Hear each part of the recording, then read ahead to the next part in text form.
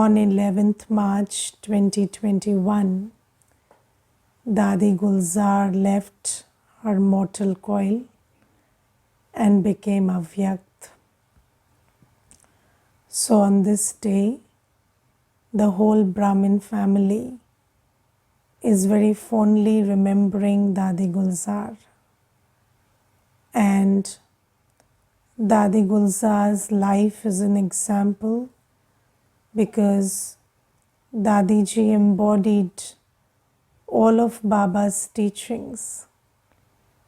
And Dadi is somebody who always said that my sanskar is Baba's sanskar. So Dadi never made a distinction between Baba's sanskar and my sanskar. So Dadi always said Baba is my sansar and Baba's sanskar is my sanskar. And she totally became an embodiment of Baba's sanskar. And she had to, and it was her beautiful part in drama also, because Bap Dada descended in her body. So because Bap Dada descended into her body, her face, her body became an instrument for Baba. And because she always had this alignment of her sanskars with Baba's, so there was no difference between Dadi's personality when Baba was there in her body and when Baba wasn't. It was not like two different personalities. So when Bap Dada descended into her body, yes, we could see, feel Baba's presence through her personality, through her drishti. But also otherwise, she was very much like Baba. She was the master ocean of love, master ocean of knowledge, and very innocent. Her personality was very simple and innocent. And today in the Murli there are 8 points from Dadi's teachings and life which have been given. So I would like to discuss those 8 points. So first point is, hand over all your responsibilities to Baba and become double light, and you will be dancing all the time. So you see that anybody who is physically heavy can't dance. But Baba says, okay, even if you can't dance with the body, it's okay. But you, the soul, should dance. But the thing is the soul even dancing? Now you see that according to our physical capacities, we may be limited. Yes. So somebody doesn't have a leg or somebody can't dance, that's possible. But every soul can dance. But why aren't the souls dancing? Because they are very heavy. And why are they heavy? Because they are carrying the burden of their ego. And we are not heavy with our responsibilities. We are heavy because we have a lot of I and mine in those responsibilities. And if you ask me, I feel that without work, without responsibilities, life would be very difficult. Because when you're on the stage, you need a part.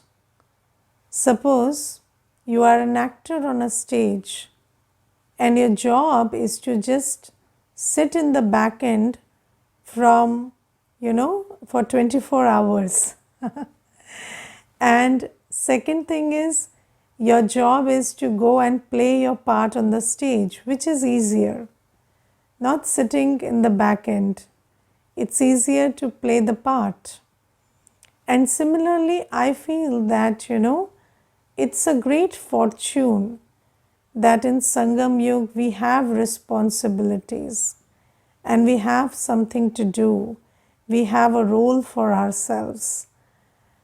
But what makes us heavy is I and mine that we attach with the responsibilities. I remember there was this one brother, he told me that I'm a businessman, and when the business is good, I'm tensed because there's too much work. And when the business is not doing well, I'm tensed because there's no work. So I told him at least that makes it clear that work is not the cause of your tension. Because even with work or without work, you're tensed. So, what is the reason for our tension, or what is the reason for feeling so heavy? The reason is that we have a lot of ego, we have a lot of, attachment to whatever we are doing. And Baba comes and tells us that have the attitude of an instrument. You handle the responsibilities, but don't think of yourself as the owner or as the person who is really responsible. Think of yourself as the trustee and the manager. And think of Baba as the owner. You are just a trustee, you are just an instrument, and Baba is the owner.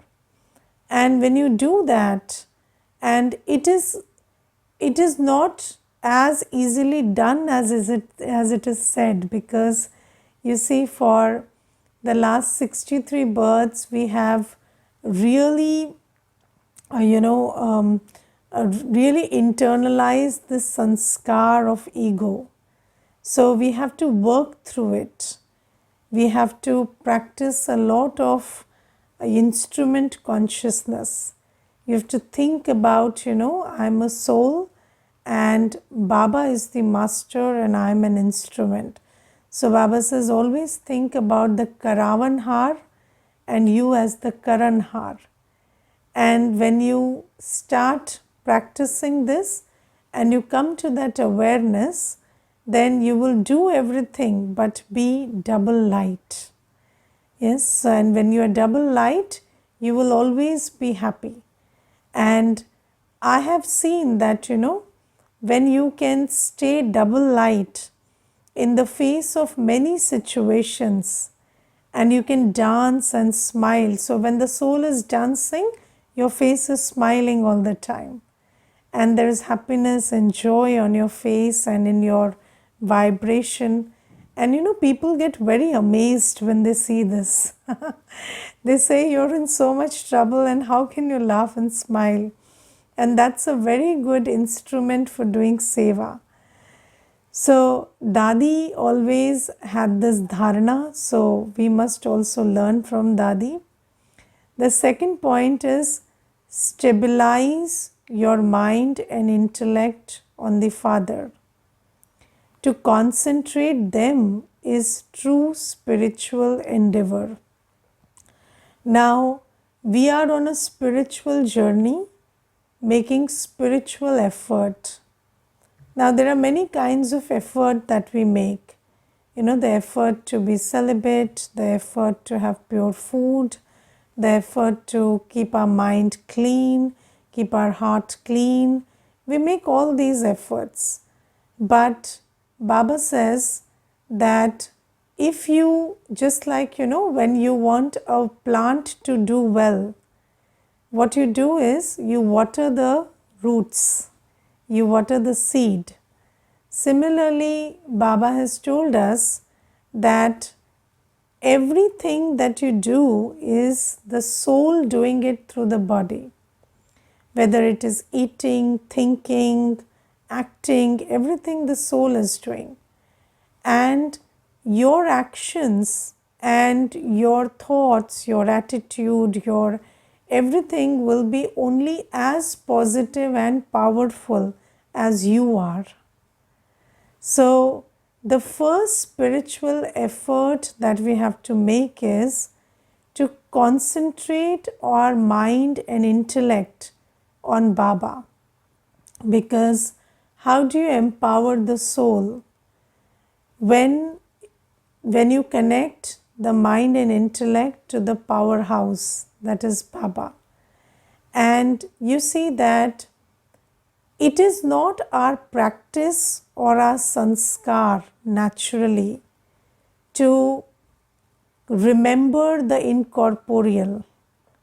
Yes, because for 63 births we have remembered bodies and situations and events in the physical world. So it requires effort to focus our mind and intellect on Baba. And for that, we have to first come to the awareness that I am bodiless. And this doesn't happen naturally and organically in the beginning. It requires effort. So you have to take out time. So you see that sometimes I notice that even when meditations are organized, bhattis are organized, children don't participate. So, every day from 7 to 7:30 in the morning also, there is meditation going on online. So, but we don't take out the time to sit and do this exercise of unplugging our mind and intellect from the body and the physical world and taking it to the incorporeal Baba, who is the ocean of knowledge, ocean of purity, and experiencing his powers and virtues. So, if we didn't make enough effort, it would be impossible to, take power from Baba. So, this is why it is called spiritual endeavor. When we talk about spiritual effort, this is the first effort that every Brahmin soul should make. And every Brahmin, and Baba has also given us a very opportune time to make this effort, which is Amrit Vela. And Baba says in Amrit Vela, the ambience is conducive for the effort and Baba is present helping you with the effort. So we must make this first spiritual effort. And if we try to water the leaves and the twigs without watering the seed, it would become very difficult for the plant to grow. So we must pay attention to the basic effort that every soul needs to make. Then the third point is God's love is altruistic love. In return for this, simply become like Him. So, have you seen that people in the world, they give you selfish love? Yes? And when it comes to selfish love, you know that you have to respond to it and you have to give a return to it. Because if you don't give the return, then the love stops. Have you seen that? So, let's say the teacher in the school loves you and then you don't study and you fail in her exam. Will she love you later? She won't. She would focus her attention on another student. And I've seen this happen in school. So I know this, that the love of every individual person is very selfish. And if you don't reciprocate, then they stop giving you that love. But Baba's love is not selfish. So Baba doesn't stop loving you, right? So it's not like if we didn't, so Baba would say you can't listen to the Murli because you have not been doing what the Murli says for 5 days. So Baba keeps giving his love. Baba keeps giving his love in the form of murli, sustenance, these centers that Baba operates, and so much palna that we get. All of this keeps going on. But Baba says that although this is altruistic love and there is nothing that I want in return, there is a reason why I'm giving you this love. And the reason is, I want to make you like myself. Yes, so although I do not withdraw my love at any stage, but you must understand that if Baba is giving me so much love, then this is a great opportunity for me to become like Baba. And you see, transformation is very easy with love. Transformation of the highest order, even the most difficult sanskars can be transformed with love. So Baba says, use this as an opportunity and become like Baba.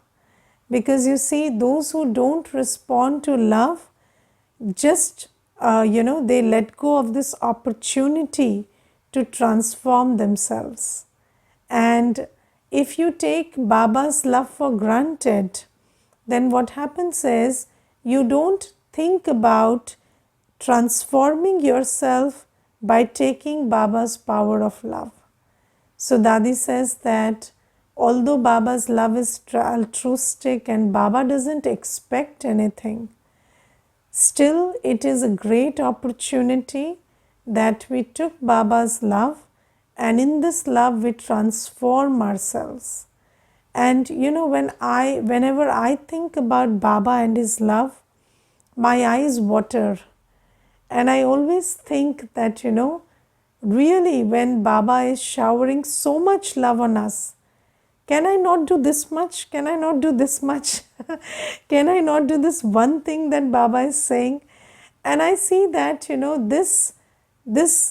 this return responsibility of love that I feel, not because Baba is making me feel that, but because I understand that the law says there is no free lunch. So there is always a return responsibility. So this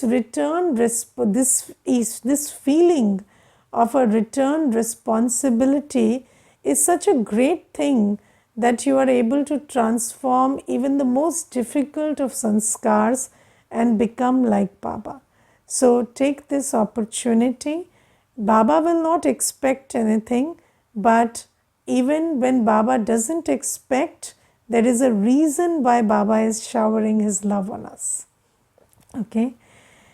The fourth point is, in order to experience Baba's company, keep your mind and intellect clean and clear. And in the Murli, which was spoken by Baba 3 days back, Baba gave this, this law. Baba made us acquainted with this law that Baba is sending everything our way, but I, the soul, have to receive it. And I receive everything through the mind and intellect. And if the mind and intellect is busy in matters of this world, then I cannot take what Baba is giving. So Baba says, keep your mind and intellect clean and clear. Yes, so of course, when we play our part, we have to use our mind and intellect. But whenever you finish one scene, just clean it. Yes, have you seen that there is always a residue which is left after a scene passes? And I gave this example in one of the classes that, there is a doctor, and she was telling me that I see many patients in the day and I get very worked up by the end of the day. So I asked her, when one patient leaves and another comes in, what is the time duration you have in between? So she says, anywhere between 2 to 5 minutes. So I said, in that moment, what do you do? So she said, I think about the last patient and the patient that is to come. So I said, why don't you just drop the last patient, make the next patient wait, and just remember Baba at that point. And just clear yourself from all the other thoughts and come to this thought and feeling of, experiencing Baba's peace, love, and purity. So you see, Baba says that it requires regular cleaning. Everybody who cleans knows that in order that something stays clean, you have to clean it at regular intervals. So Baba says that keep cleaning your mind and intellect. And how do you clean it? With the soap of soul consciousness and Baba's remembrance. So every time, you get a break, clean your mind and intellect. And when you keep doing that, then it will become very easy for you to constantly experience Baba's company. And Baba's company is not a small deal, because Baba is the ocean of everything, of virtues, knowledge, powers. So when you have Baba's company, you have access to the powerhouse. And that's a very lucrative, thing to have. So Baba says you should aim to experience Baba's company always, and aim to keep your mind and intellect clean and clear for that. Then the fifth point is, when the Almighty Authority Father is with you, you will constantly be in pleasure. Do not be confused, do not be afraid, do not be disheartened. Yes, because you see, there was this one brother, he shared a very beautiful experience. He said that he bought a vehicle on loan, and then somehow he couldn't pay the loan, and he became a defaulter, and there was a case, and then he was a poor man, and he became so troubled by that whole situation that he went to commit suicide. And when he thought of committing suicide, at that time he said that I locked myself up in the room and I thought I would commit suicide. And then there was this program by Shivani Ben which was being aired, and in that he heard that God is always with you and you with God are very powerful and you can solve everything. And he said that I don't know what I understood at that moment, but I felt like I can deal with this. And then I thought that, let me just understand who is this God and how is He with me. And I started taking the course. I went to the center and I started taking the course. And when I took the course, I understood that with Shiv Baba, I am very powerful. So whatever comes, and I also understood that the drama, because it is prefixed, there is nothing in the drama which I have not dealt with in every kalpa. So everything that presents itself before me is less powerful than me. And in Sangam Yuga, I have the understanding, I have Baba's powers, so I can deal with everything. So Baba says that when you are with Baba, you never be afraid, never be confused, never be disheartened. Yes, you have clarity about what to do, how to do, and just do that and stay absolutely carefree. Never be afraid, never be disheartened. And Baba always tells us that situations come, they present themselves, and we apply Baba's gifts, we apply Baba's powers, and then the situation goes, and while going, the situation also leaves us with the gift of experience. So the situation, Baba says, the tufan actually has a tohfa for you. So it looks like a tufan, but it has come to give you the gift of an experience. And would you like to have an existence where there is no experience? You don't understand anything, you have no experience of anything? No. And if you have the treasure of experience, you can benefit so many. But how do you become experienced? You don't become experienced, by just sitting under the sun. People say, हमने धूप में बाल सफ़ेद नहीं किए. Yes, so you don't become experienced by sitting under the sun. You become experienced when you face everything, when you encounter everything, and when you encounter and face everything with Baba in a knowledgeful, powerful state.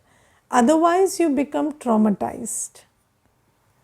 So, Baba says that when you have Baba with you, never be disheartened, never be afraid, never be confused, and take Baba's teachings, Baba's power, Baba's virtues, deal with every situation and become very experienced. Then the sixth point is, in order to serve with the vehicle of your inner body, become double light. So Baba says that in the final moments, all service will happen in the angelic body. So, these days we travel through train, aeroplanes, other things. But Baba says at that time, you will not be able to physically reach out to souls. Yes, now we are even reaching out through the internet. But will the internet be available? In the Murli, Baba today said that all your bank lockers will be opened and everything will be put out for everybody to see, and then whatever you are hiding in your house, food grains, this, that, all of that will also be revealed by the government. So the end time will be very different.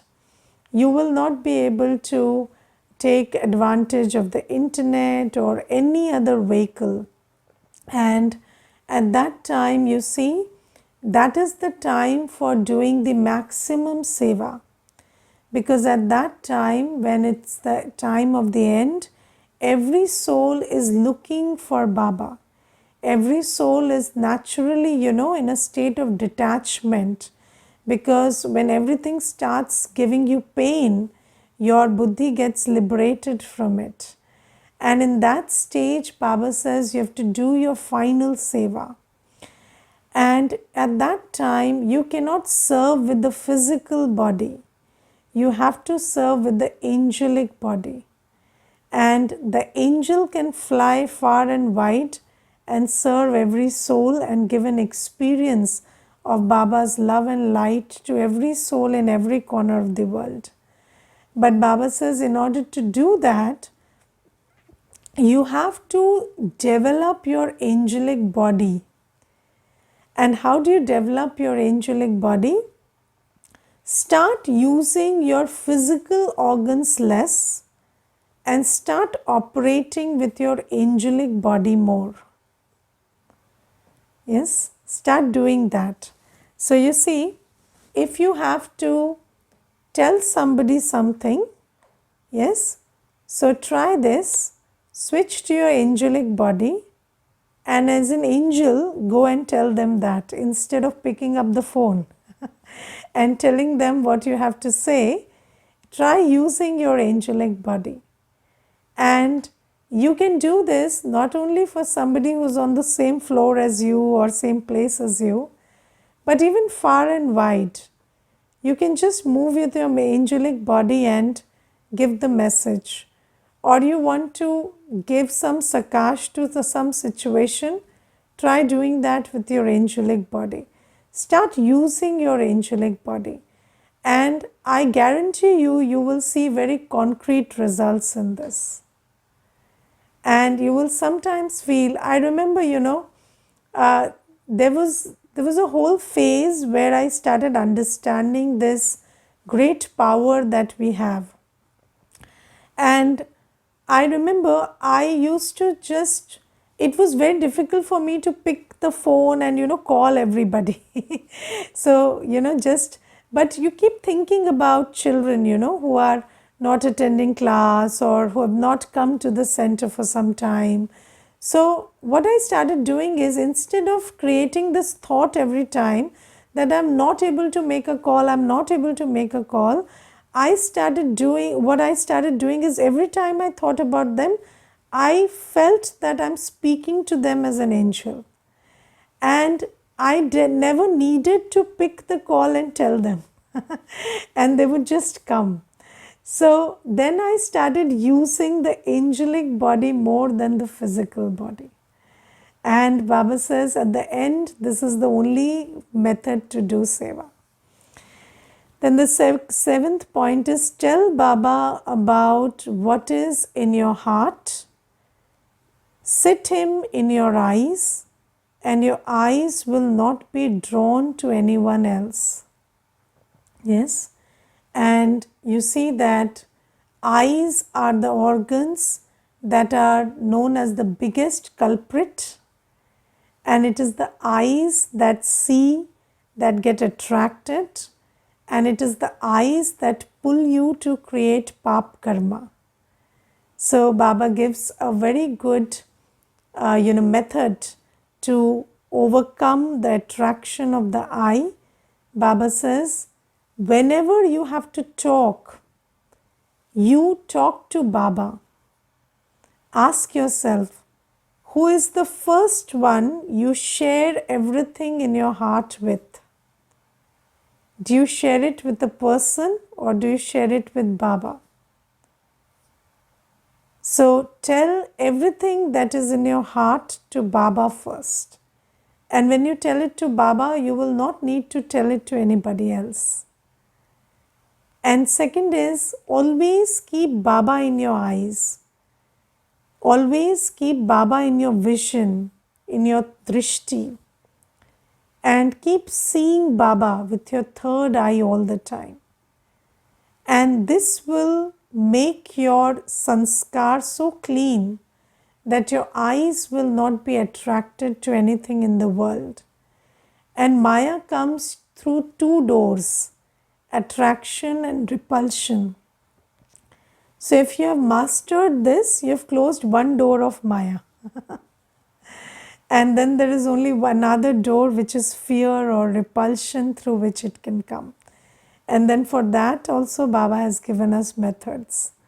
So this door of attraction also has to be closed by sharing everything heart to heart with Baba, and always keeping Baba in your drishti, in your vision. The eighth point is, in order to serve with your mind in the final moments, accumulate a stock of all powers. So have you seen that every Brahmin loves to do Mansa Seva? I'm sure you also do that. So you also serve with the mind. But what happens is, sometimes you don't have a stock of powers. Yes, you don't have the power to tolerate. And then, because you don't have the power to tolerate, your mind gets caught up in some situation or some behavior. So somebody behaved badly with you and you didn't have the power to tolerate, so it affected you. And when that affected you, can you do Mansa Seva after that? No. You will keep thinking about that person, that behavior that affected you. So Baba says that, you see, in the final moments, if you want to serve with the mind, then your mind should be free from the pulls of the old world. Because in the final moments, there'll be a lot going on in the old world. And there'll be so many things that will pull you in the way of fear in the final moments, or in the way of attachment in the final moments. So if you don't have the powers which will help you deal with those fears and attachments and stay, very distinct and separate from all those pulls, then you can't serve with the mind. So Baba says, have a stock of all powers and absorb all the shocks here so that your mind can be free and you can serve with your mind in the final moments. And when I was going through these 8 points, I was increasingly becoming aware that the practice that we are engaging in has to be done with the awareness that we are preparing for the final moments. So don't just gauge your Purusharth by thinking, okay, because I am a Purusharthi, I am doing well now. But just hold in your awareness the final moments and keep checking, is my Purusharth enough that I will be able to serve with the mind and without the limitations of the physical body? Will I be able to serve with our angelic body in the final moments? So these are Dadi's inspirations, and with the good wish that we all become embodiments of Dadi's inspirations, and with the promise to Dadi that we will become like Baba and like you, I finish the class today. Om Shanti.